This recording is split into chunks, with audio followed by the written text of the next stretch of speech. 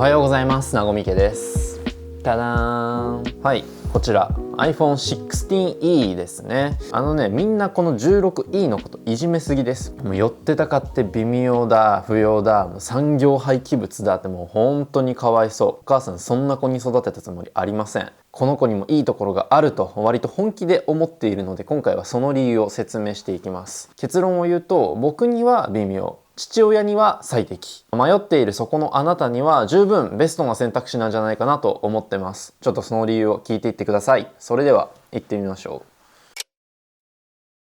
そもそも何をベースにこの機種をね捉えるべきかというところなんですけど、圧倒的なこの 16E の強みはコスパです。巷ではコスパが悪い言われてるんですけど、決してコスパの悪い機種ではないんですよ。僕もこれ父親のために買っております。僕の父親ずっとこの iPhone SE3 ですね、こちらをずっと使ってるんです。Android は嫌なんだけど、でも軽くて安いスマホを持ちたいという方ですね。つまりスマホに何かを求めない人にとっては結局この 16E っていうのはベストな選択肢になってます。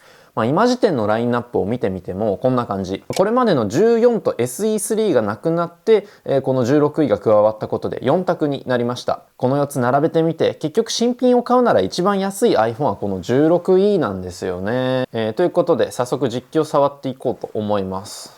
はい、こちらになります。この 16E 結構ねボディがミニマルで美しいみたいなこと言ってる人も多いんですけど、確かにその通りだなと思います。もうレンズが1個になって突起というか凹凸がもうかなり少なくなっているんですよね。なのでかなり潔の良いデザインみたいになってますね。今回父親の希望でブラックを購入しましたが、もうこれブラックだとこの横のサイドの部分もブラックなんですよ。ここ同じ素材ではないので全く同じというわけではないんですが、この金属の塊から削り出してきた感すらあるようなこのボディ、ブラックの方がそのミニマルさを感じることはできるなと思います。ホワイトだとね側面シルバーなので、ここも意外と僕いつもホワイト買うので気づかなかったポイントでした。本当にすっきりしてますね。ちょっと試しにこれ持ってきてみましょうか。何ですかこのごつさは。今のスマホが電話機能付きカメラともう言われるだけのボリュームありますね、この見た目。どっちがいいかっていうのは本当に人によるんですけど、これはこれでかなり美しいんじゃないかと僕は感じました。で、実機を持ってみての感想で言うと、まず最初に思ったのは軽いっていうことですね。手に持った時にずっしり感が全くないなと思ったんですが、これ今 167g なんですよ。で16は 170g なんですね。もうほぼ大差ない。一方で僕が普段使ってるこの16 Pro は 199g。こいつが重いだけでしたね。なので今までプロとかを使っている人じゃなければ、そんなに感動するほどでもない重さなのかなってちょっと思っちゃいました。ちなみに SE3 は 144g です。軽っ。確かにこれには負けるものの、大きさの割には十分軽く感じる方かなと思います。どっちかっていうとこういう重さを実感するのって本当の数値だけではなくて、この大きさあたりのっていうところもあるので、十分軽い方かなと僕は思います。あともう一つ、僕が普段16 Pro を使ってるからこそ感じたんですが、もうパッと今画面を見てお分かりいただけますでしょうか。ベゼルが結構太いなと思いました。画面になっていない縁、枠の部分です。最近の iPhone 結構このベゼルが細くなってきています。なので16 Pro とか15 Pro を使っている人からすると、一気に13とか14ぐらいに戻る感覚があるので、ここの太さはね改めて感じるかもしれません。並べてみると確かに違い感じますよね。がこんなもの比較対象にならないんですよ。みんな大好きこの SE3 と比較してみてください。これ横はいいですよ。横は何ですかこれ。何ですかこれ。 SE3 から 16E への乗り換えとするならもうベゼルもクソもないかなと僕は思います。最初に話した通り、この iPhone16E は今購入できる一番安いスマホになっています。なのでまずこの 16E からそがれている機能を基準に話した方がいいかなと思っております。16E を検討している方はこれらの機能がないことが致命的かどうかで購入を判断していただくのがいいかなと思います。今回は16と比較したいと思います。で、機能を整理しようと思ったらもうすでにゴリミーのゴリさんがまとめてくださっていました。もうここにおいて自分の出る幕はないのでありがたく拝借したいと思います。ありがとうございます。全部で7つ、そしてこのうち5つに関ししては僕は使えなくても大丈夫かなと思っています。この5つ1個ずつ説明していこうと思います。まずはダイナミックアイランドです。ここの頭の部分が 16E だとノッチ、16 Pro だともう少しちっちゃくなってるんですよね。音楽をねこうやってじゃあ怪獣にしましょう。流して戻すとここに再生画面みたいなのが出てくるんですよ。ここで、今再生しているものが表示される上にここをタップするとまた戻れるっていうような、機能があるんですが、これねなくてもいいです正直。ただあったら確かに便利だし、こっちの方がやぼったいというかね、もう邪魔すぎるこのノッチを Apple なりにいかに美しく機能的にするかっていう点で取り組みとしては面白いし Apple らしいものではあるんですが、でも別に必要ってほどじゃないですね。2つ目、高輝度ディスプレイです。ものすごく平たく言うと16の方がディスプレイが明るいんですよ。特に直射日光みたいな環境では、画面が16の方がちょっと見やすいけど、別にこれもそこまで致命的ではないかなと思います。ちょっと明るさマックスにしてみましょうか。背景を同じにしました。はい。確かに手動でコントロールできる限りではあるんですが、確かにこっちの方が明るいです。どっちが明るいですかと言われたらそうなんですが、これが直射日光の環境下でも体験に大きく影響するかと言われるとそうでもないかなと思います。違うっちゃ違うくらいですかね。で続いて Wi-Fi7 です。でもスマホで使う通信量通信速度なんてたかが知れてるんじゃないかなと思いつつ、そもそもあなたのお家のルーター Wi-Fi7 に対応してますかって話でもあります。ここを気にする必要は僕はないのかなと今時点では思いますね。続いてウルトラワイドバンド。これ何のことか分かりますか？僕もちょっと怪しかったんで改めて調べたんですが、エアタグとかを使ったりしている人に主に向けた技術ではあります。エアタグ、至近距離にあった時に正確にその位置を把握するための通信技術を持っています。もうこっちの方向にあと 0. 何メートルですみたいな、かなりセンチメートル単位で表示してくれる機能があるんですが、これを使うことが 16E ではできませんが、これ要はエアタグを持ってるか持ってないかで決めていいと思います。そして僕は持っていません。僕他社製のスイッチボットのエアタグのカードバージョンみたいなのを持ってるんですけど、これとかウルトラワイドバンド非対応なので、結局いらないなと思います。続いてカメラコントロールです。この側面を見ていただくとすごくわかると思うんですが、16 Pro とか、16もここにもう一つボタンがついていて 16E はついていません。どういう機能かというと、こちら16 Pro ですね。この側面のボタンを押すと一瞬でカメラが起動します。でですね、ここ感圧式になっていまして、ここ長押しするとこんな感じでスライドさせて画角をこうやって調節できたりもするんですよね。あとこれ2段階全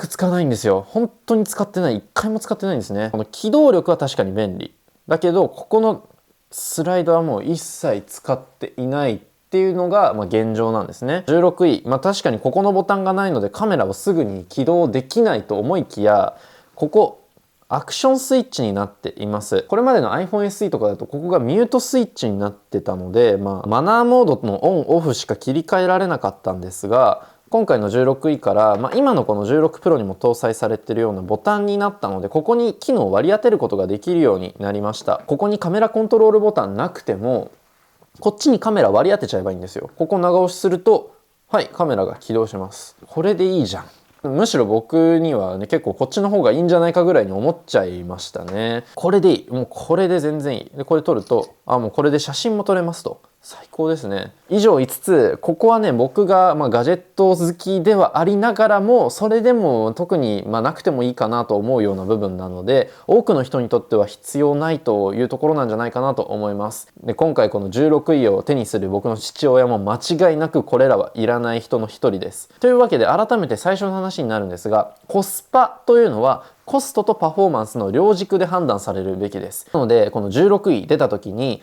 いや10万円ってだったら 2.5 万円足して16買うわという人がいたと思うんですけど、それはそれで OK です。ただ 2.5 万円出して今出したような機能をいらないっていう人結構多いと思うんですよね。この 2.5 万円分の価値を感じないという方には間違いなくこの 16E がベストアンサーになるんじゃないかなと思います。はい。でこの 16E はですね、改めて SE3 のほぼ後継機種となります。僕ねこの SE3 なんて持ってるんですね。会社から支給されてるのが SE3 なんです。もうね、ストレスフルな機種でした、これ本当に。っていうと、僕なんて車用は Android だとか、私なんてガラケーよとかいう人、いると思います。もうごめんなさい、ごめんなさい。で、この SE3 から 16E に買い替えようとしていた人、結構多いと思います。まさに僕の父親なんですが、ここ買い替えるべき理由、割と3つあります。1つはですね、もうこれ見てください。全然違うと思います。そう、ディスプレイの大型化です。僕の父親ずっと SE をむしろ好んで使っていたんですよ。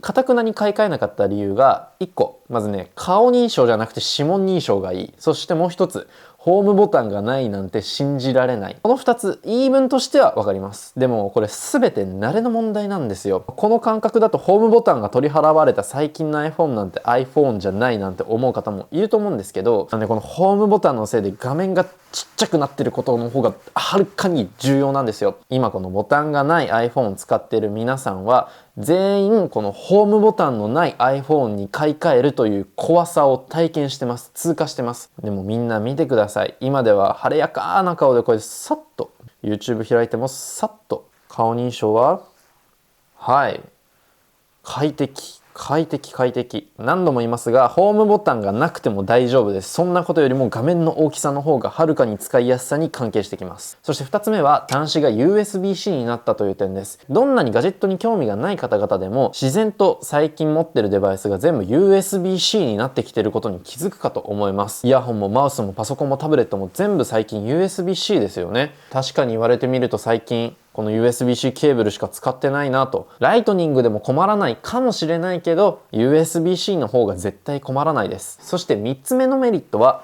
バッテリー持ちの向上です。僕が車用スマホとして SE3 を使っていて一番しんどかったのはこのバッテリー持ちなんですね。普段この16 Pro とかね、最新とまでは言わなくてもスマホ使ってるとこっちのバッテリー持ちの悪さが際立つんですね。SE3 からは圧倒的に進化してますし、なんなら16よりもバッテリーが持つんです。とりあえず SE3 からはもう 2,3 倍くらいに増えたような感覚があるので、ぜひね、ここは買い替えて実感してほしいポイントだなと思います。というこのディスプレイの大型化、 USB-C バッテリー持ちの向上、この3つのメリットってもう誰でも嬉しいんですね。だからこそ SE3 を使ってたようなライトユーザーの方でも10万円を払ってでも 16E に乗り換えるような価値があると僕は思っています。もちろんね、他にもこの 16E に進化していろいろなポイントあるんです。それこそカメラとかね、もう裏側見てください。大きさも全然違います。またレンズはどちらも1個ではあるんですが、この 16E は電子ズームで2倍に拡大することができるんですね。この使い勝手ですよ。こう見るとホームボタンとカメラボタンが並んでるのちょっと気持ち悪いですね。さて編集中なんですが、完全に忘れていたカメラの比較についてなんですが、正直日常的な写真、ふとした時に撮る写真はそんなにクオリティ変わらないなと思います。一方でこういった写真、後ろの背景を見ると結構ボケ感が違うように見えるかなと思います。でまた動画も撮ってみたんですが、夜間で手ブレも強めの状況でやると絵やブレに大きく差が出るなと思いましたが、ここまで大げさでやることないと思うので、やっぱり写真をどこまで意識したいかっていうのも、機種選びには重要そうになりそうですね。そして16か16E かで迷われてる方って、SE3 の方だけではないと思うんですね。12、13、14あたりまで使用している方は乗り換えを検討するにあたってどちらを選ぶべきかっていうのを迷われているかもしれません。これ本当に人によるかなと思っていて、ここで重要になる違いが、さっき16と 16E を比較した時にスルーした7つのうちの残り2つの機能です。それが超広角とマグセーフ。この2つがないことが、皆さんそれぞれにとってどれだけ重要かというポイントで、かつここがないというのが僕が 16E では満足できずに結局16 Pro を使い続ける理由なのかなと思っています。超広角カメラというのはこの 0.5 倍の広さのアングルですね。もうだいぶ外まで映るようになっているんですが、で皆さんこの超広角 0.5 倍どのくらい使いますか？僕もそこまで高頻度ではないんですが、ただこの 0.5 倍くらいのアングルでの撮影ってもう僕の持っているカメラだとこの iPhone でしかできないんですよね。なのでたまに使う時にすごく便利に感じるんですよ。そんな頻度で使うわけではない。なくても死なないけどないとちょっと不安。それがこの 0.5 倍なんですね。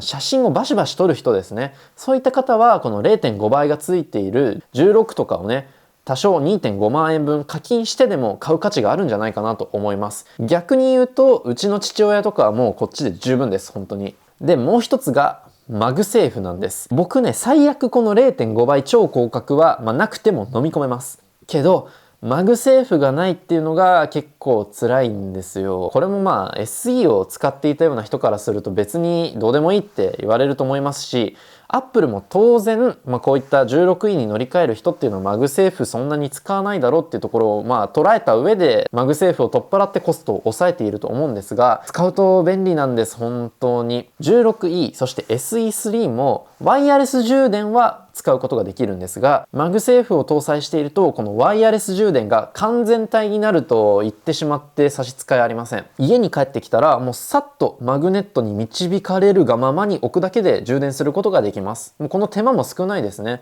そして給電速度も 15W で申し分なし。普通のワイヤレス充電だとふとした時にずれちゃったりするんですよね。で、朝になって充電されてないとかね。あとスピードも 7.5W なのでそこまで速いとは言えません。で、あとマグセーフの魅力ってこの充電だけではないんですよね。いろんなアクセサリーが使えます。スタンドとかウォレットとかこうやってマグネットでくっつけると、16E だとなくても困らないなとか思いつつ、使い始めたらもうない生活に戻れないんですよ。本当にアップルはこういった、ある種の沼を作るのがすごいなというふうに個人的に思います。じゃあ 16E もうマグセーフ使えないからダメだねとなる前に、これもうマグセーフ化させるっていうのが一個選択肢としてはベストなのかなと思います。ここで登場するのが僕がいつも推奨しているこちらのケースなんですよ。今回もご提供いただいたのがケースコーさんのスマホケースです。それこそこの16 Pro でも僕この16 Pro 用のケースをね結構ご紹介したりしてたんですが、やっぱりこれが機能面では一番優れていると思うんですよね。過去何回もこのケースがベストだと言い続けてきました。で、その理由として保護、スタンド、充電という、今の iPhone ケースに欲しい機能が全て詰まっているからなんです。詳しく見ていきたいと思います。1個目は保護性能ですね。比較的厚みのあるケースになっていて、耐衝撃性に優れています。米軍の規格も通っているということで、手が滑って落としちゃったという時も心配不要ですね。このケースをつけることでもちろん若干大きくはなってしまうんですが、その分の保護性能は極めて高いかなと思います。実際こうやってつけてみるとこんな感じです。ブラックのボディとブラックのケース、めちゃくちゃ相性いいですね。本体のミニマルさをできる限り維持した形になってます。で、2つ目の機能が360度回転可能なリングです。このリングの部分、ここをこうやって引っ張り出してくるとスタンドになるんですね。ここの角度かなり自由が利くので、フラットに近いところから急角度まで様々な目線でスマホを見るのに適しています。で、またここの部分も回転するんですよ。こんな感じ。こんな感じ。こんな感じ。横向きに置くのにも最適なんですね。これももちろん角度の自由が利くので、本当にいろんな角度で置いておけます。料理をしながらとかパソコンで作業しながらとか、そういう時に動画を置きっぱなしで流したい時ありますよね。そういう時僕も結構多いので、スタンド機能僕 iPhone 使う上では必須になってきているんですね。そして3つ目の充電。これが今回 16E にこのケースを使う最大のメリットかなというふうに思ってます。というのも、普段のこういった16 Pro とかってもうマグセーフが中に仕込まれているので、別にケースとかなくてもね、マグセーフ使えるんですけど、16E はここのリングがマグセーフでくっつくようになっていることによって、マグセーフ対応のスタンドとかモバイルバッテリーで充電ができてしまうんですよ。さっき言った通り普通のワイヤレス充電だとこの 16E は滑ってどっか行ってしまうんですが、マグセーフでしっかりと固定することができます。速度はどうしても普通のマグセーフと比べると、さっき言った 7.5W のスピードにはなるのでそんなに速くはないんですが、マグセーフ系のアクセサリーをもうこのケースをつけるだけで使うことができるようになるというのは相当なメリットです。ケースをつけたままこうやってスタンドにもなって、かつ360度回転して、で充電もこれはっつけたままできるというのは本当に完璧ですね。これがマジックスタンドプロです。個人的には 16E を買う人は間違いなくこれが第一候補のおすすめになるかなと思います。とはいえ、スタンド機能いらないって人もいますよね。もっと身軽でいいんだっていう方、そういった方にはこちらシールドシリーズというのも、ケース工さんから展開されています。これ先ほど話した保護スタンド充電のうち保護に特化したようなケースになっています。なのでこのマジックスタンドプロと比べると薄くて軽いんですよね。ただしっかりとこの本体の保護はしてくれるということで、スタンド機能いらないとか薄さ軽さを重視したいという方には、こっちの方がおすすめかなと思います。とりあえずマグセーフに対応しているケースを 16E でも選ぶことによって 16E の弱点を一つ潰せますし、また利便性も体感できるのでかなりおすすめかなと思っています。以上が今回の 16E を手にしてみての率直な感想と、そしてぜひ推したいケースのご紹介でした。動画の中でもお話ししましたが、機種変を考えている人は、マグセーフと広角カメラ、この2つが必要かどうかっていうのを基準に選んでもらえればなと思います。個人的に 16E マグセーフがついていないことで、ベストではないスマホにはなってしまってますが、それが必要ないという方も本当に多くいらっしゃると思います。ケースを使うことで弱点を潰せたりもしますし、いろんなこと言われているけどなんだかんだベストアンサーの一つではあるよというのは、この動画の一番の伝えたいことではありますね。今回の動画はぜひ参考になれば嬉しいです。また皆さんのご意見もぜひぜひ聞かせていただければと思います。このチャンネルでは他にもガジェットやライフスタイルに関する様々な動画を上げていますので、ぜひチャンネル登録や高評価よろしくお願いします。ということで今日はこの辺で。以上、なごみけでした。では。